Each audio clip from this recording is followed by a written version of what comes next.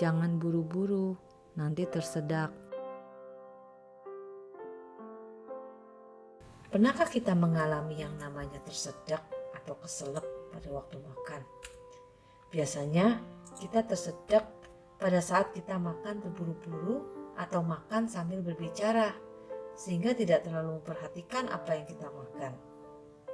Kondisi tersedak itu salah satunya disebabkan karena adanya makanan yang tersangkut di kerongkongan, sehingga kita tidak dapat bernafas dengan efektif.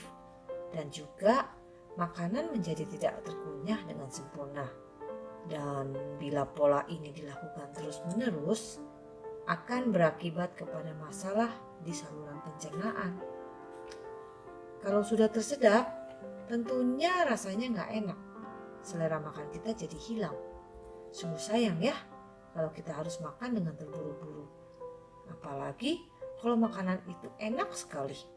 Seperti dikejar-kejar waktu atau karena terlalu lapar sehingga kita tidak bisa terlalu menikmati cita rasa menu yang kita makan. Yang penting kenyang dan dapat langsung melanjutkan aktivitas. Begitulah ritme hidup kita ya. Waktu sepertinya berjalan sangat cepat sehingga kita harus kejar-kejaran dengan waktu. Begitu banyak jadwal aktivitas yang menunggu sehingga menyebabkan kita melakukan segalanya dengan terburu-buru. Demikian juga dengan waktu teduh kita bersama Tuhan.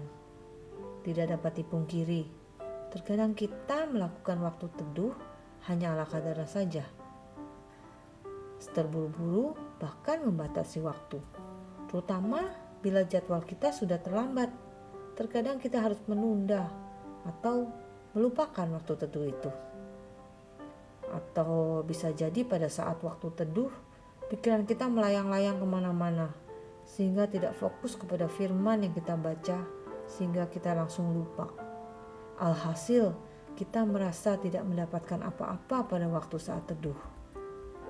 Mungkin ada beberapa dari kita yang merasa bersalah kalau tidak bersaat teduh. Rasanya seperti ada yang kurang. Ada yang merasa gelisah atau ketakutan. Namun ada juga sih yang biasa-biasa saja.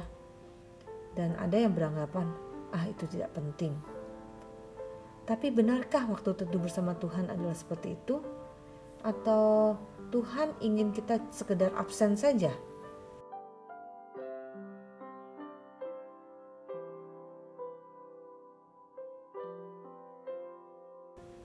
Sama seperti makanan yang kita makan dengan terburu-buru.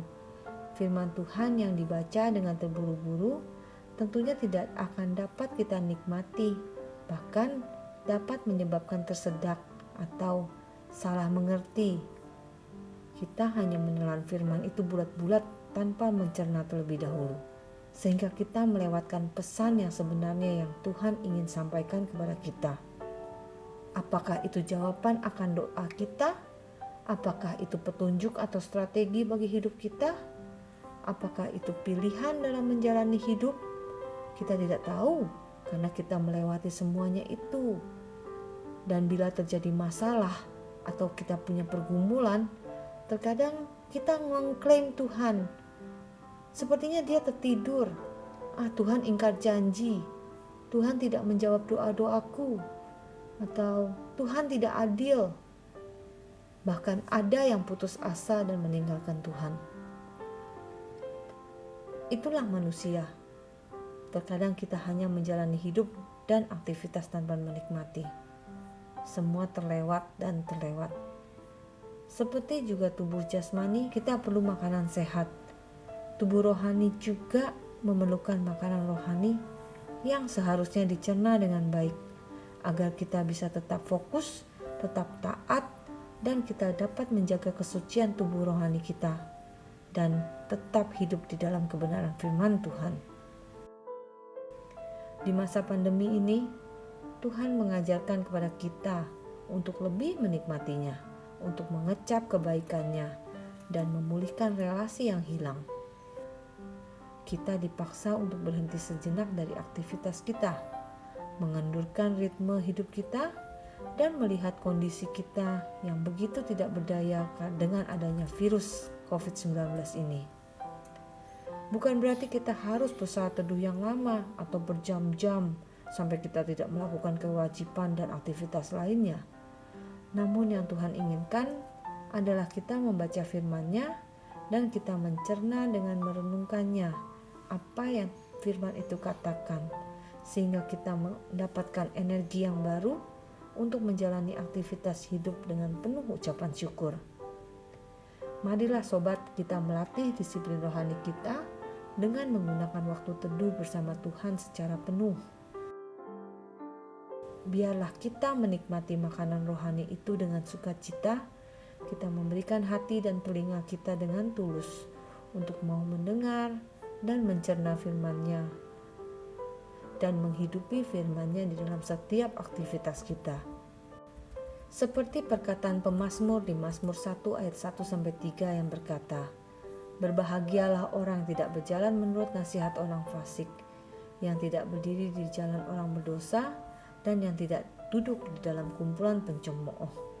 Tetapi yang kesukaannya ialah Taurat Tuhan, dan yang merenungkan Taurat itu siang dan malam. Ia seperti pohon yang ditanam di tepi aliran air, yang menghasilkan buahnya pada musimnya, dan yang tidak layu daunnya. Apa saja yang diperbuatnya berhasil." Kebahagiaan di dalam Tuhan terjadi bila kita bisa menyenangkan hati Tuhan, bukan melalui keberhasilan kita, kesuksesan kita, atau persembahan kita, tetapi bila kita bisa bersyukur dan menikmati Tuhan di dalam segala situasi, merespon kasih Tuhan dengan ketaatan, dan berjalan bersamanya di jalan yang benar. Tuhan Yesus memberkati.